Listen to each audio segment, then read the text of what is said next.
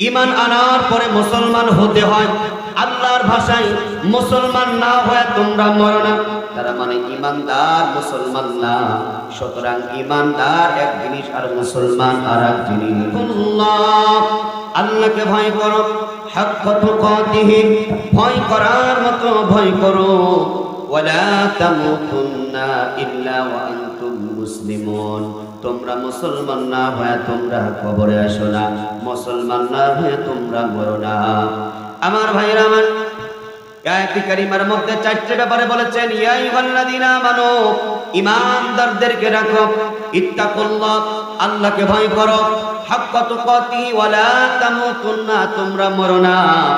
আর 4 নম্বরে ইল্লা ওয়া আনতুম মুসলিমুন, তোমরা মুসলমান না হয়ে তোমরা মরো না।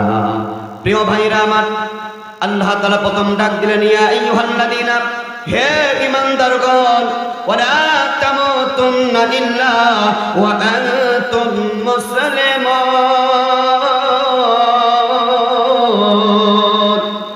আল্লাহ রাব্বুল আলামিন প্রথম ডাক দিয়ে বললেন ঈমানদারেরা, আবার ইল্লা ওয়া আনতুম মুসলিমুন, মুসলমান না হয়ে তোমরা মরো না, মাটির কবরে তোমরা আসো না। আশ্চর্য ব্যাপার হচ্ছে, প্রথম আল্লাহ ঈমানদারদেরকে ডাক দিলেন আর লাস্টে বললেন মুসলমান না হয়ে তোমরা মরো না, তারা মানে ঈমানদার মুসলমান না। সুতরাং ঈমানদার এক জিনিস আর মুসলমান আর এক জিনিস। ঈমান আমরা এনেছি। ঈমান কাকে বলা হয়? আমানতু বিল্লাহি ওয়া মালাইকাতিহি ওয়া কুতুবিহি ওয়া রুসুলিহি ওয়াল ইয়াউমিল আখির।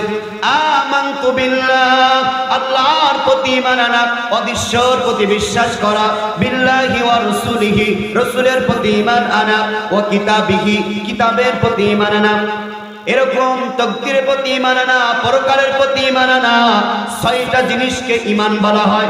যারা একবার কালেমা পড়েছে, কালেমার দাবিদারে তারা ঈমানদার, তারা ঈমান এনেছে, কিন্তু আল্লাহর ভাষায় তারা মুসলমান হয় নাই। মানুষ ঈমান যখন আনে, ঈমান আনার পরে মুসলমান হতে হয়। আল্লাহর ভাষায় মুসলমান না হয়ে তোমরা মরো না, তার মানে একজন ঈমান আনলেন, ঈমান আনার পরে যদি ওই ব্যক্তি যদি কোরআন সুন্নাত যদি না মেনে যদি কবরে যায়, তার মানে ওই ব্যক্তি হচ্ছে মুনাফিক হয়ে দুনিয়া থেকে মরতে হবে। আমার প্রিয় ভাইরা আমার, এই জন্য আমরা ঈমান এনেছি, আমরা ঈমান এনেছি। এই দেশের মধ্যে আমরা বলি 95% বাংলাদেশে মুসলমান। এই দেশের মধ্যে যদি 95% যদি কোরআন সুন্নাহ দিয়ে রাষ্ট্র চলুক, জীবন চলুক, পরিবার, রাজনীতি, সমাজনীতি, অর্থ ব্যবস্থা যদি কোরআন দিয়ে যদি চালাতো মানুষ, এই দেশের মধ্যে আজ 53 বছর ধরে দেশটা স্বাধীন হয়েছে, কিন্তু কোরআন সুন্নাহ দিয়ে দেশ চলে না, কোরআনের আইন দিয়ে দেশ চলে না। তার মানে দেশের মধ্যে ঈমান এনেছে কিন্তু মুসলমান হয় নাই। ঈমান এনেছে, ঈমান আনার পরে কোরআন সুন্নাহ দিয়ে যদি জীবন গঠন করতে পারেন, তারপরে আপনি পরিপূর্ণ মুসলমান হবেন। আমার ভাইরা আমার, সুতরাং কোরআন দিয়ে জীবন গঠন করে নাই, ঈমান তো এনেছিলেন হযরত আব্দুল্লাহ ইবনে উবাই ইবনে সালুল। উবাই ইবনে সালুল তিনি ঈমান এনেছিলেন আল্লাহ নবীর পাশে দাঁড়িয়ে, আল্লাহ নবীর পিছে নামাজ পড়েছিলেন। আব্দুল্লাহ ইবনে সাবাই মুনাফিকদের সর্দার, তিনি ঈমান এনেছিলেন কিন্তু মুসলমান হয়েছিলেন না।